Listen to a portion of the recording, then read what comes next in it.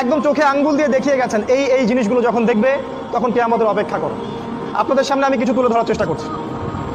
নবী সাল্লাল্লাহু আলাইহি ওয়াসাল্লাম বলেছেন, আমি যে নবী হয়েছি এটাই কিয়ামতের একটা বড় আলামত।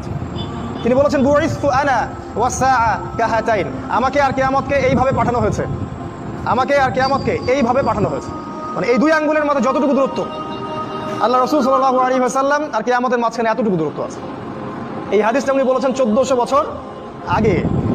আপনার যদি সামান্য বিবেক থাকে আপনি বুঝতে পারবেন যে এখন 1400 বছর পর কিয়ামত কত কাছে।